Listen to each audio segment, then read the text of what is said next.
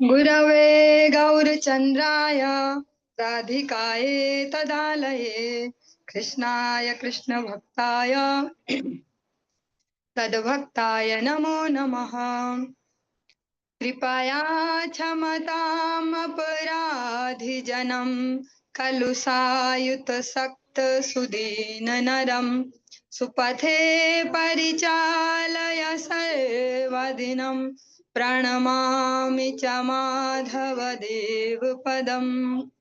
तव कृपाकर्ण अमर संबल तव कृपा बिने नहीं अन्य बल।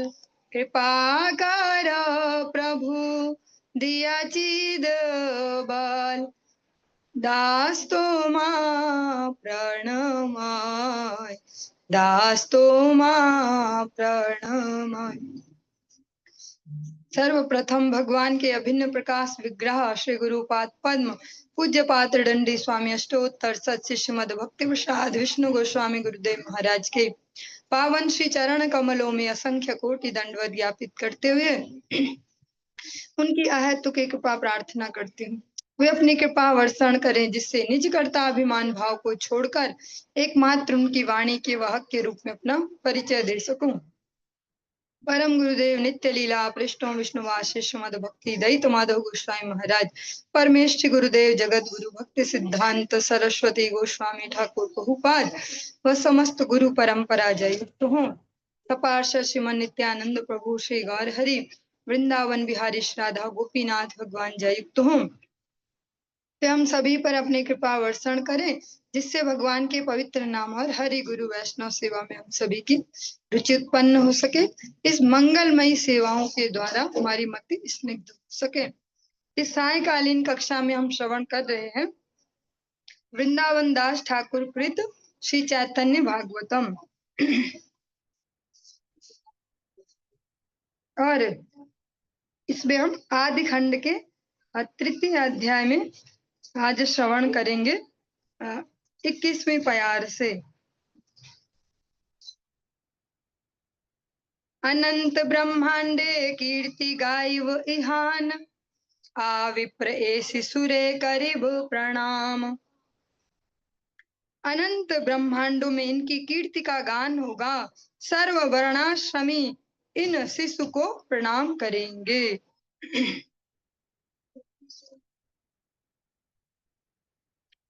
ये नीलांबर चक्रवर्ती जी जो श्री चैतन्य महाप्रभु हैं गौर हरि उनकी जो जन्म के जो नक्षत्र हैं समय है उसको देखकर उनके एक प्रकार से जैसे हम बोलते हैं जन्म पत्री ऐसे उसको देखकर उनके गुणों का वर्णन कर रहे हैं।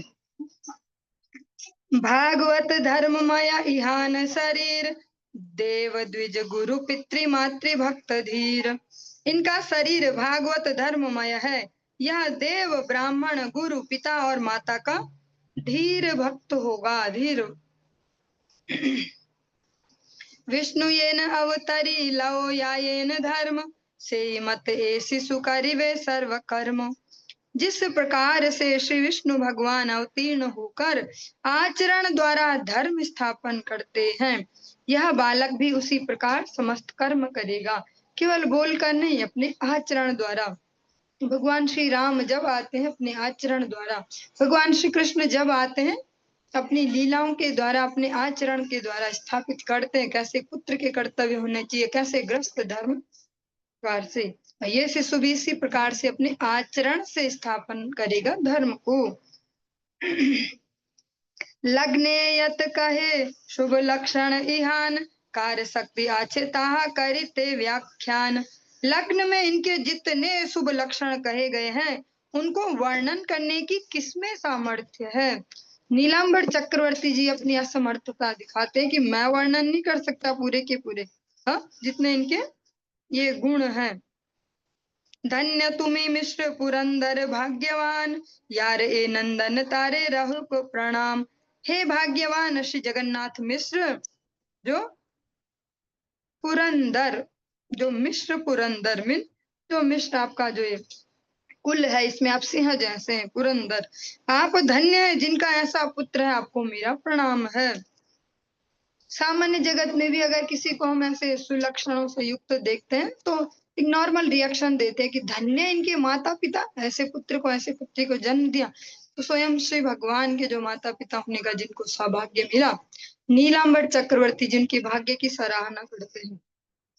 हेन कोष्ठी गणिलांग आमी भाग्यवान, श्री विश्वंभर नाम हई वे इहान। मैं भी कितना भाग्यवान हूँ जिसने इनकी जन्म पत्रिका की गणना की। इस बालक का नाम विश्वंभर होगा, विश्व का जो भरण पोषण करने वाले, ऐसे विश्वंभर। इहाने बलि बेलोक नवद्वीप चंद्र, ए बालके जानी ह केवल परानंद। इनको लोग श्री नवद्वीप चंद्र नाम से पुकारेंगे। यह बालक केवल परमानंद में है, ऐसा जानना। आनंद के अतिरिक्त इसमें कुछ नहीं। जैसा ब्रह्मा जी ब्रह्म संहिता में भगवान की स्तुति करते हुए कहते हैं, आनंद चिन्मय सदुज्जल विग्रहस्य गोविंदमादि पुरुषम तमहम भजामि। आनंद विग्रह है ये, ऐसे ही महाप्रभु को लेकर नीलांबर चक्रवर्ती जी कहते हैं, हे न रसे पाछे हय दुखेर प्रकाश, अतएव ना कहिला प्रभुर संन्यास। ऐसे आनंद के समय में कहीं दुख न आए, इसलिए विप्र ने प्रभु के संन्यास की बात नहीं बताई। और जो वास्तव में अपने ज्योतिष शास्त्र में जो सच में पारंगत हो, ऐसे विद्वानों का मिलना अत्यंत दुर्लभ है। जैसे जगत गुरु भक्ति सिद्धांत सरस्वती गोस्वामी ठाकुर प्रभुपाद को लेकर कहा जाता है कि वे अपने समय के ज्योतिषाचार्य में प्रकांड विद्वान थे। किसी की मृत्यु तक को भी बता सकते थे कि कब और कैसे होने वाली है, लेकिन वो इसका बखान नहीं करते थे, सब जगह फेमस नहीं कर दिया था खुद को ऐसे ज्योतिषाचार्य ऐसे कि ये तो सब बता देते हैं ऐसा ऐसा। आज के समय में अगर किसी में ऐसी अगर होगी विद्या तो वो उसको प्रसारित करेंगे ताकि उनका नेम फेम इधर उधर वो हो। लेकिन जगत गुरु भक्ति सिद्धांत सरस्वती गोस्वामी ठाकुर प्रभुपाद ने इसको हाईलाइट नहीं किया, उन्होंने भगवत भक्ति के प्रचार को ही हाईलाइट किया। उनको जो आज जाना जाता ज्योतिषाचार्य के रूप में नहीं जाना जाता, कितने बड़े ज्योतिषी हुए हैं वो, उनको आज जाना जाता सिंह गुरु के रूप में। ऐसे गुरु हुए इस जगत में जिन्होंने गुरु बनाए, इतने सारे गुरु तैयार किए जो इस जगत को भगवत भक्ति सिखा पाए। ऐसे ही जो नीलांबर चक्रवर्ती जी हैं, वे भी बहुत अच्छे विद्वान है ज्योतिष शास्त्र के। जब वे उनके इतने सुंदर सुंदर गुणों को बता रहे हैं, वे उसके मार्ग में वो लाइन भी तो पड़ेगी कि संन्यास लेंगे। पर अभी तो जन्म के समय, और वो भी पहले 8 कन्याएं जा चुकी है, एक ही पुत्र है, तब ये एक पुत्र और हुआ है तो अभी कैसे कह दे कि ये संन्यास लेगा ऐसा, तो उस बात को छुपा गए, उस बात को नहीं कहा उन्होंने कि अभी जो आनंद है इसमें विघ्न ना पड़े, जैसे सब भक्त आनंद कर रहे हैं अभी। सुनी जगन्नाथ मिश्र पुत्रेर आख्यान, आनंदे विवल विप्रेदिते चाहे दान। श्री जगन्नाथ मिश्र अपने पुत्र की सभी बातों को सुनकर आनंद से विवल हो उठे और उस विप्र को दान देने की इच्छा प्रकट हुई।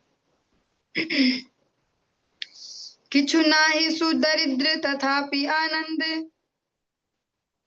विप्रेर चरण धरे मिश्र चंद्रकांत। हाँ, एक बात जो थोड़ी सी छूट गई, सुना भी था हमने कल की कक्षा में। जब नीलांबर चक्रवर्ती जिस प्रकार वर्णन कर रहे थे तो एक विप्र, कोई विप्र, ऐसे अन्य भी खड़े होकर कहने लगे थे ये सब वे स्वयं भगवान ही है, लेकिन विप्र वेश में वहां उपस्थित हुए हैं। किछु नाही सुदरिद्र तथापि आनंदे, विप्रेर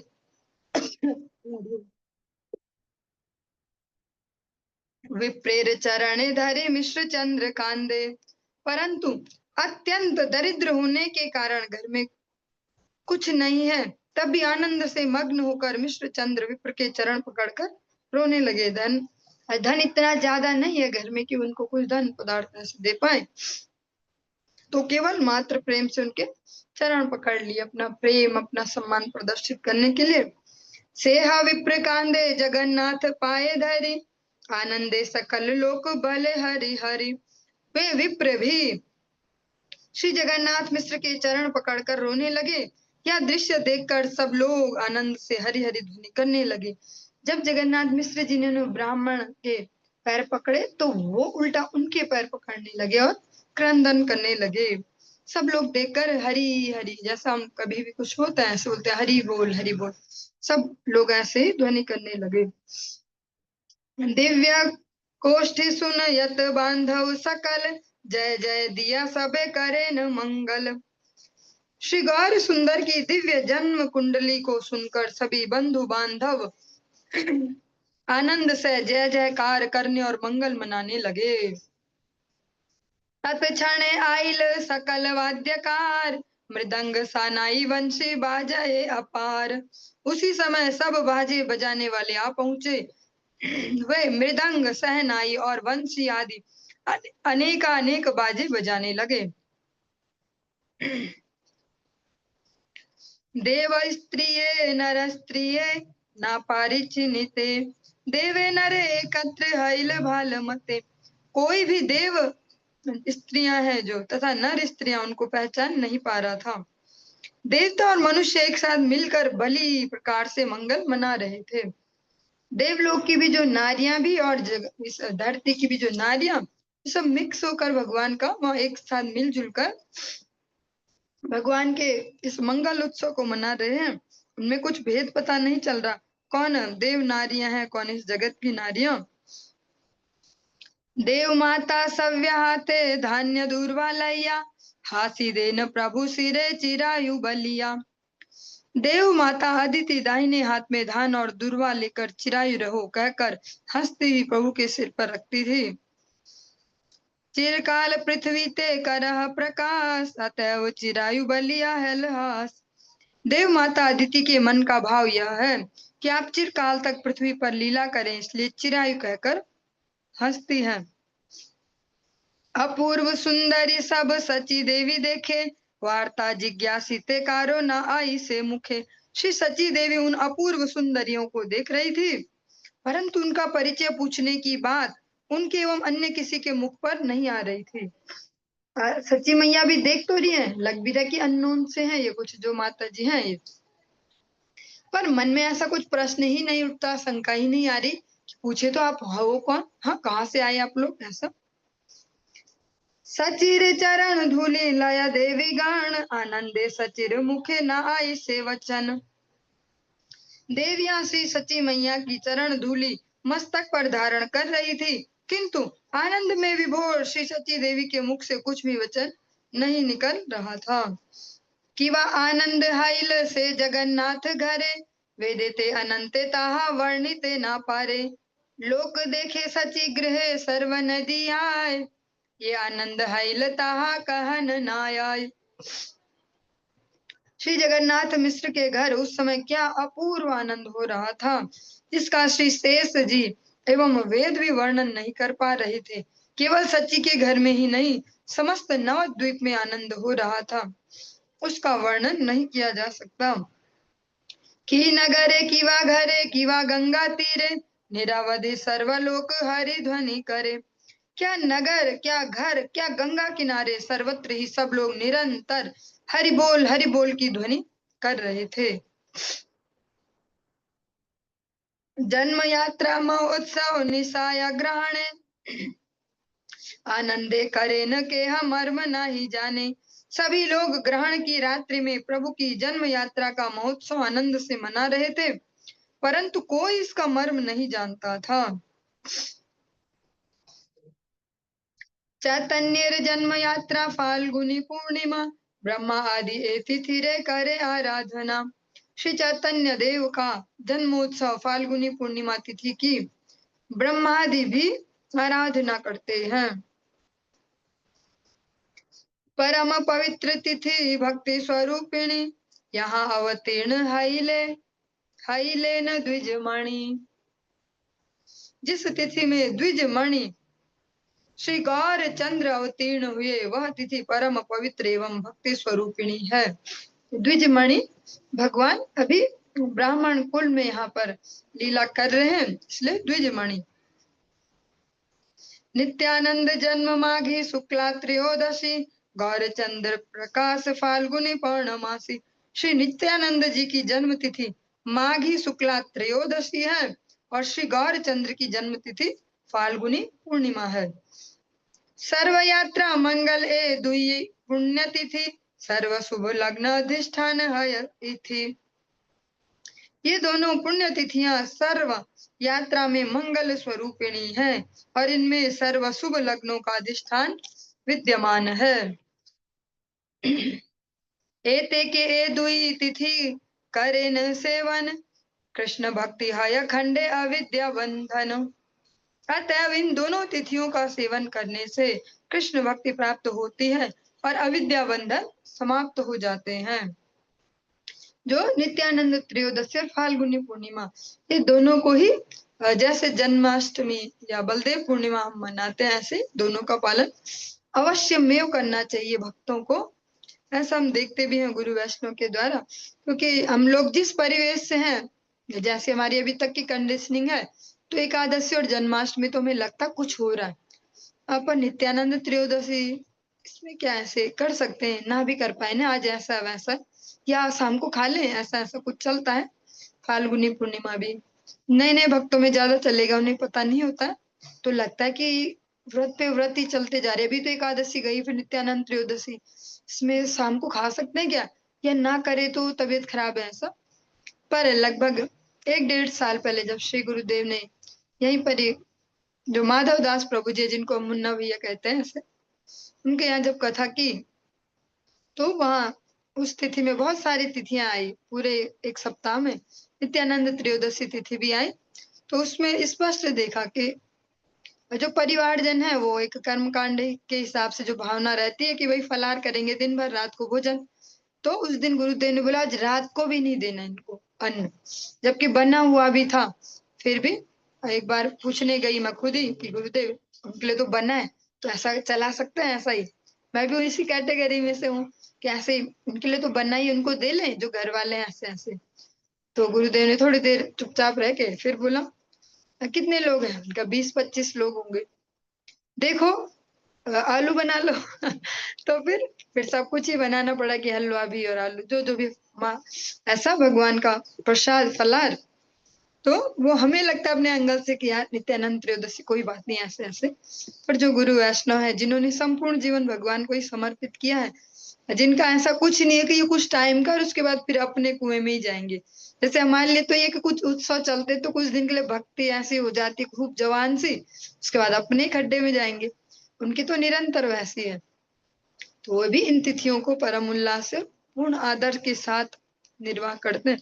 यही वृंदावन दास ठाकुर जी कहते कि जो दोनों तिथियां, चाहे फाल्गुनी पूर्णिमा चाहे नित्यानंद त्रयोदशी, दोनों को ही जो ठीक से पालन करेंगे, सेवा करेंगे, इनकी सेवा करना इसको कहते हैं सेवन करना, उनको कृष्ण भक्ति प्राप्त होती है और अविद्या नष्ट होती है। अविद्या मीन्स जिसको हम आज की दुनिया में विद्या कहते हैं, जो बहुत सारी इंफॉर्मेशन और हमको तो इतना पता है, हम तो इंटेलेक्चुअल और दिमागदार, तो वो जो अविद्या है वो नष्ट होती है, जो चिद विद्या है भगवत विद्या वो उदय होती है ऐसे हृदय में। ईश्वरेर जन्म तिथि ये है न पवित्र वैष्णवेर से ही मत तिथिर चरित्र। जिस प्रकार ईश्वर की जन्म तिथि पवित्र है, उसी प्रकार वैष्णव की जन्म तिथि भी पवित्र है। वैष्णव के जो आयुर्भाव तिरुभाव है, उसी प्रकार से जैसे भगवान के उत्सव आते हैं ऐसे उनको भी पालन करना चाहिए। गौर चंद्र आविर्भाव सुने यही जने कबू दुख नाही तारे जन्मे व मरणे। जो व्यक्ति श्री गौर चंद्र के आविर्भाव प्रसंग को सुनता है, उसको अपने जन्म और मृत्यु के समय कभी दुख नहीं होता। ये बहुत बड़ा आश्वासन है, जैसा हम सुनते ही हैं कि भैया अभी तो कितनी बातें बना लो, जब टाइम आएगा ना तो पता चलेगा। तो जो अभी से अपनी मति को भगवत चरणों में दृढ़ करेंगे, उनको फिर उस समय कष्ट व्याप्त नहीं होगा, क्योंकि जब शरीर छूटता है तो जो जीवात्मा इतने अच्छे से चिपकी है शरीर पे, एक भौतिक सा एग्जाम्पल लेते हैं, फेविक्विक आता है, उसको अगर 2 उंगलियों के बीच में डाल लो और ऐसे चिपका लो थोड़ी देर, तो छुड़ाएंगे तो फिर फटेगा मांस और खून निकलेगी। अब उसके और भी और अपग्रेड जो है वो भी आ चुके हैं, उसके ही वर्जन वो और भी ज्यादा सेंसिटिव है। बच्चे यूज करते तो मुझे पता चला, वो और खतरनाक से है। हाँ? वो तो और जल्दी चिपक जाते हैं ऐसे। उससे जब छुड़ाने में कितना दर्द होता है। तो जो जीवात्मा है जो इस शरीर पे ऐसे चिपक के लगी है कि जीवात्मा भी सोच रही कि मैं स्त्री या मैं शरीर या मैं इसका बेटा बेटी, ऐसे ऐसे उस जीवात्मा को जब वहां से खींचा जाएगा तो कितना दर्द नहीं होगा।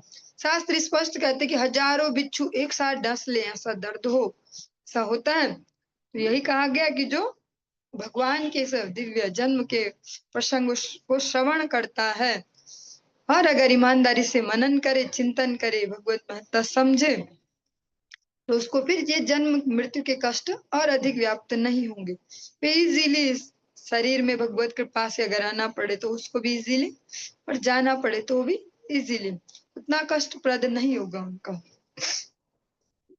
सुनिले चैतन्य कथा भक्ति फल धरे, जन्मे जन्मे चैतन्य रे संगे अवतरे। श्री चैतन्य देव की कथा श्रवण करने से भक्ति फल प्राप्त होता है एवं पृथ्वी पर प्रत्येक अवतार में श्री चैतन्य देव के साथ जन्म ग्रहण कर सकता है। ये बहुत ही ज्यादा संवेदनशील बात है, अगर समझ पाएंगे। जब हम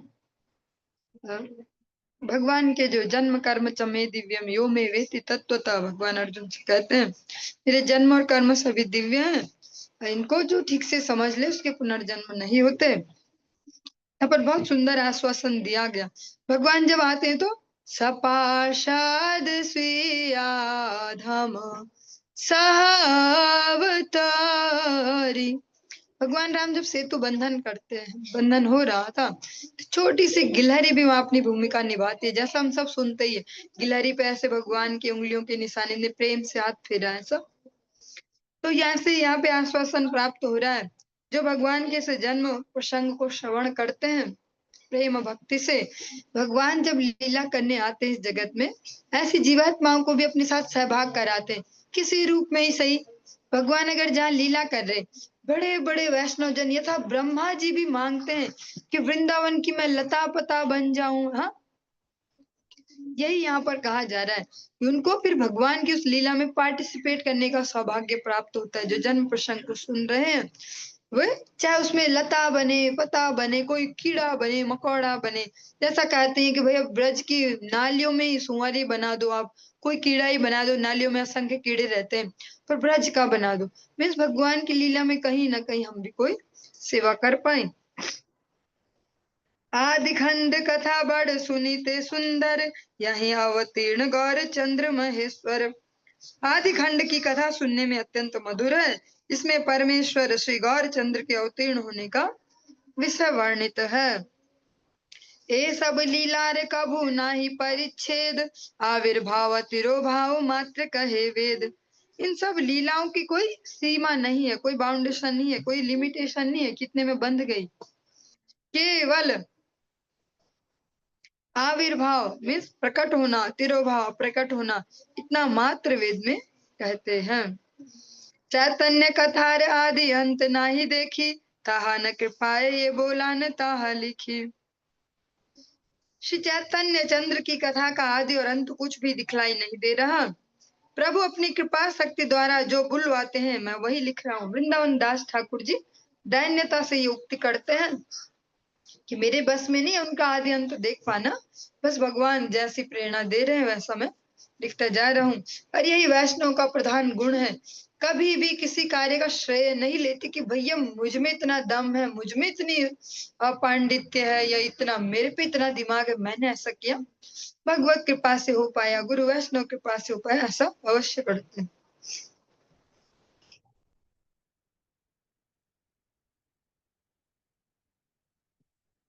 इसके अच्छा एक और, भक्त संगे गौर चंद्र पदे नमस्कार, इथे अपराध किछु न हुक अमार।